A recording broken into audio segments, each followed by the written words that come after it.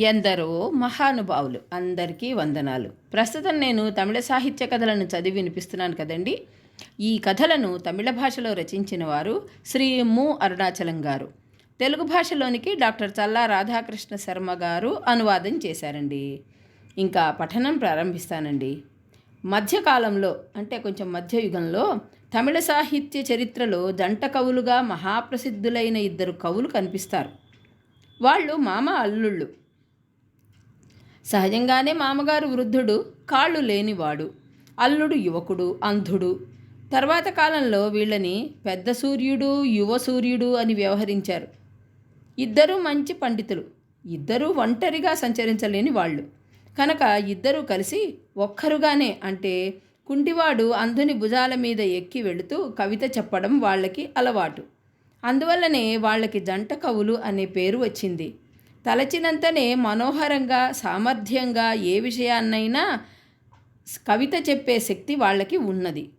వాళ్ళు చెప్పిన చాటు కవితలు ఎన్నో ఉన్నాయి. చాలా కాలంగా వాళ్ళ పద్యాలను తమిళనాడులోని ప్రజలందరూ చదువుకోవడమో, ఇతరులకు చెప్పడమో, ఇతరుల ద్వారా వినడమో జరుగుతూ ఉన్నది. వాళ్ళు శైవ మతానుయాయులు. కంచి, చిదంబరం మొదలైన క్షేత్రాలలో వాళ్ళు పెక్కు రచనలు చేశారు. వాళ్ళకి దైవశక్తి ఉండేదని చెబుతారు. అందువల్ల మానవ స్వభావానికి అతీతమైన కార్యాలు కూడా చేసినట్లు చెప్తారు. దక్షిణ ఆర్కాడ్ జిల్లాలో తిరు అమత్తూర్ అని ఒక ప్రసిద్ధ క్షేత్రం ఉంది. ఆ క్షేత్రంలో నెలకొని ఉన్న శివుడి మీద ఆ కవులు ఒక కలంబగం చెప్పారు. ఛందో వైవిధ్యము, విషయ వైవిధ్యము గల గ్రంథం కలంబగం. ఆ రచనను గుడిలో ఆవిష్కరించారు. తిరువమత్తూరు నాథుడు పంబై నది పడమటి గట్టున నెలకొన్నట్లు వాళ్ళు ఒక పద్యంలో చెప్పారు. తిరువామత్తూరు నాథుడు పంబై నది పడమటి గట్టున నెలకొన్నట్లు వాళ్ళు ఒక పద్యంలో చెప్పారు. అది విన్న ఒక శ్రోత, అయ్యా, ఇక్కడున్న శివాలయం నది తూర్పు గట్టున ఉన్నది, పడమటి గట్టు మీదని మీరు చెబుతున్నారు. ఇది పొరపాటు. అంధుడికా కళ్ళు లేవు, మరి కుంటివాడికి కూడా కళ్ళు కనిపించవా అని ఎత్తి పొడిచారు, ఎద్దేవా చేశారు. అప్పుడు కవులు, అలాగా, ఇవాళ ఇంతటితో సభ వాయిదా వేద్దాం అన్నారు. ఆ రాత్రి జడివాన కురిసింది. పంబై నది ఒక అడవి వాగు.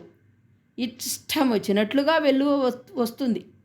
వాన వల్ల వచ్చిన కొత్త వరదతో ఆ నది తన గమనాన్ని మార్చుకుని గుడికి తూర్పు వైపుగా ప్రవహించి ఆ తర్వాత పాతదారిని పట్టింది. సాయంకాలం సభ ప్రారంభమైంది. నిన్న ఆక్షేపణ తెలిపిన కవి ఇతరులు నదీ గమనాన్ని తలుచుకుని దిగ్భ్రాంతి చెందారు. పడమట ఉన్న నది తూర్పు వైపుగా ప్రవహించడం చూసి ఆశ్చర్యపోయారు. కవుల వాక్శుద్ధిని బహుధా ప్రశంసించారు. ఆ జంట కవుల్లో ఒకరు పద్యం ప్రారంభించి 2 పాదాలు చెబితే తరువాత మరొకరు చివరి 2 పాదాలు చెప్పి పద్యం ముగిస్తారు. ప్రశ్నోత్తర రూపంలో సాగుతుంది ఈ రచన. ఒక ఇంట్లో 2 సహోదరులు. పెద్దవాడైన తిరువెంకటేశన్ విద్యావంతుడు. పండితుల్ని ఉపచరించి వాళ్ళకి షడ్రసోపేతమైన భోజనం పెట్టేవాడు. చిన్నవాడైన ఇనియాన్ అందుకు భిన్నంగా వ్యవహరించేవాడు. ఎవ్వరికీ మెతుకైనా పెట్టడు. అన్నం, పంచభక్ష ప్రమాణాలు పెట్టడం తర్వాత సంగతి. వాళ్ళ ఇంటికి ఈ జంట కవులు వెళ్ళారు. ఆ అన్నదమ్ముల స్వభావాన్ని గమనించారు. ఆ విషయాన్ని పద్యంగా వాళ్ళు వ్యక్తం చేశారు. సుస్వభావుడైన తిరువెంకటేశన్, సుస్వభావం లేని ఇనియాన్ ఎలా అన్నదమ్ములుగా పుట్టారు అని ఒక కవి ప్రశ్నించగా రెండో కవి వెంటనే, పాలసముద్రంలో ధనరాశులిచ్చే శ్రీదేవితో పాటు మూదేవి అంటే పెద్దమ్మ అంటే జ్యేష్ఠాదేవి ఎందుకు పుట్టింది ఆ విధంగా అని చెప్పాడు. తిరువణ్ణామలైలో సంబంధ అండవన్ అనే ఒక వ్యక్తి ఉండేవాడు. అతను పండితుల్ని నిందించే స్వభావం కలవాడు. ఈ జంట కవులు ఒకనాడు వీధిలో వెళుతున్నారు. ఒక పక్కగా ఒక మంగలి సంబంధ ఆండవనికి క్షౌరం చేస్తున్నాడు. జంట కవుల్ని చూడగానే అతనికి అహంకారం ఎక్కింది, తల మీదకెక్కింది. వాళ్ళని పిలిచి మన్నుతో మొదలెట్టి మల్లుక్కని ముగిసేలాగా ఒక పద్యం చెప్పండి చూద్దాం అన్నాడు. ఆ క్షణమే వాళ్ళు పద్యం చెప్పేశారు. ఈ తిరువణ్ణామలై సంబంధ ఆండవనుకి మంగలి ఎందుకు క్షౌరం చేస్తున్నాడు అని వృద్ధ కవి ప్రశ్నించగా, యువకవి ఇతనికి కనుక పిలక ఉంటే యువతులు ఆ పిలకను లాగి ఏడిపించేవాళ్ళు, అలా పిలకను లాగి యువతులు ఏడిపించకుండా ఉండడానికి అని చెప్పాడు. ఆండవన్ సిగ్గుతో తల వంచుకున్నాడు. ఈ జంట కవులు కాలమేఘ పండితునితో స్నేహంగా ఉండేవారు. ఒకసారి వాళ్ళు ఒక పద్యం చెప్పగా రెండో పాదంలో పొరపాటు వచ్చింది. అప్పుడు పక్కనే కూర్చున్న యువకుడు కాలమేఘం పాణందాన్ మణ్ తిండ్ర ప్రాణమే అని ఆ పాదాన్ని సరిచేశారు.